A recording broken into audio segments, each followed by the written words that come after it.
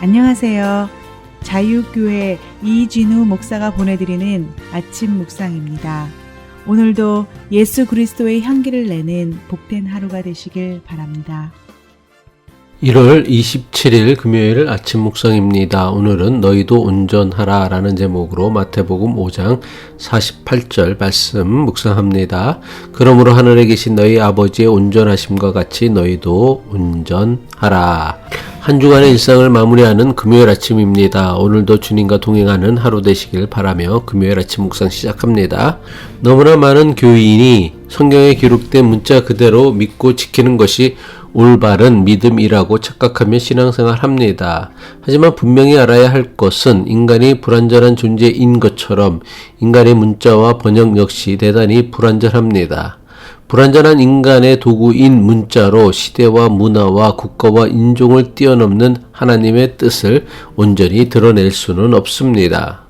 불과 수십 년 전의 문자나 언어로도 지금의 상황을 설명하거나 표현할 수 없는 것들이 세상에는 부지기수입니다. 성경은 수천 년 전 특수한 상황과 특별한 민족과 특별한 문화에 속한 사람들에게 하나님의 말씀을 가르치고 전달하기 위해 당시의 문자로 기록된 말씀입니다. 그런데 수천 년이 지난 지금 수천 년 전 특별한 상황과 문화에서 그 시대에 사용하던 문자로 기록된 성경을 수천 년이 지나서도 문자 그대로 적용하려고 하는 것은 인간의 능력을 신격화하는 매우 어리석은 일입니다. 물론 성경에 기록된 문자를 함부로 무시하는 것도 잘못된 신앙이지만 성경에 기록된 문자를 절대시하는 것 역시 매우 잘못된 신앙입니다. 성서 문자주의는 율법주의의 또 다른 변형의 모습입니다. 예수님께서는 11조라는 율법에 관해 당시 종교 지도자들과의 논쟁을 통해 율법주의와 율법이 어떻게 다른가를 분명하게 가르쳐 주셨습니다.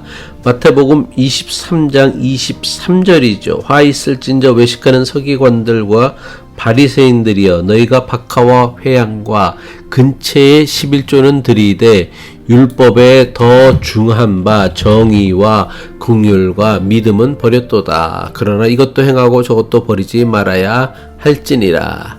하나님께서는 율법을 통해 하나님의 정의를 실현하길 원하셨습니다. 정의는 하나님께서 율법을 통해 이 땅에 이루어지길 원하셨던 하나님의 뜻이었습니다. 정의를 실현하는 것은 하나님이 주신 율법만이 아니라 세상의 모든 법이 반드시 추구해야 할 최고의 목적입니다. 또한 하나님께서는 율법을 통해 사람이 사람을 긍휼히 여기고 사랑하는 관계를 만들기 원하셨습니다. 그래서 11조법, 안식일법, 안식년법, 희년법 그리고 각종 제사에 관한 율법에는 사람에 대한 긍휼을 실천하는 자세한 방법이 담겨 있습니다. 하나님께서는 11조에 관한 율법을 통해 아무런 기업도 받지 못한 제사장과 레위인들을 돕게 하셨고 당시 사회의 약자였던 고아와 가부들을 돕게 하셨습니다.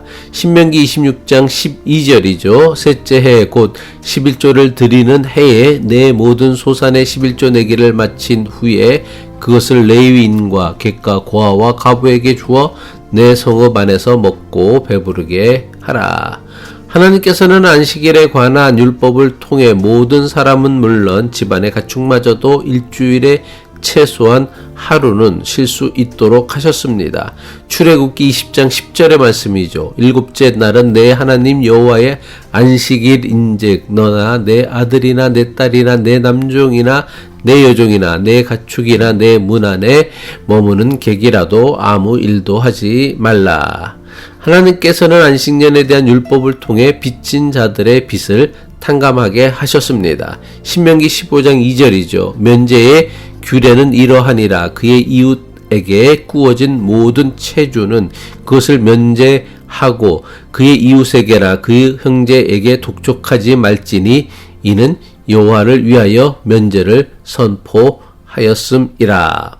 안식년에는 동족 가운데 어려운 가정 형편으로 남의 집 종이 되었던 자도 풀어주게 하셨습니다.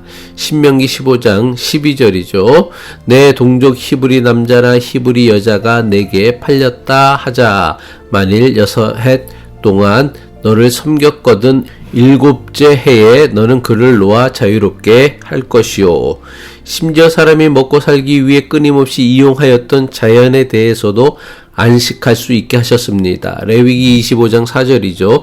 일곱째 해에는 그 땅이 쉬어 안식하게 할지니 여호와께 대한 안식이라. 너는 그 밭에 파종하거나 포도원을 가꾸지 말며. 더 나아가 하나님께서는 율법을 통해 이스라엘 백성들의 믿음이 자라나길 원하셨습니다.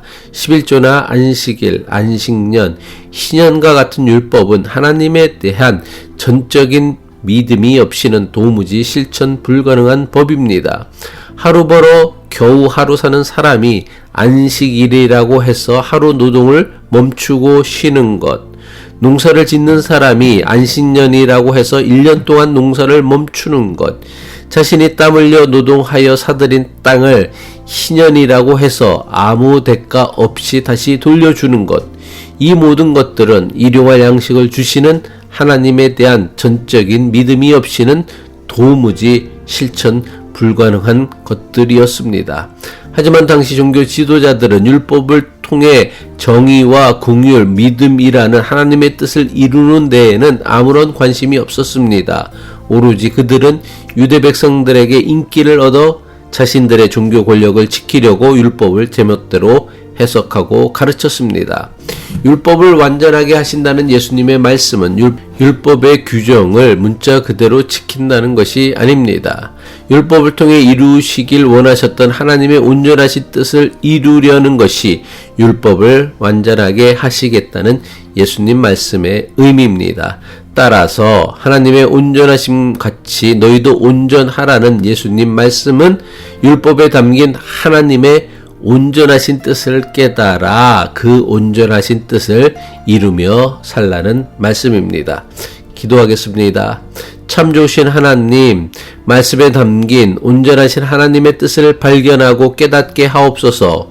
그래서 하나님에 대한 믿음으로 하나님의 정의와 긍휼을 이루며 살아가는 믿음의 사람이 되게 하옵소서. 예수 그리스도의 이름으로 기도합니다.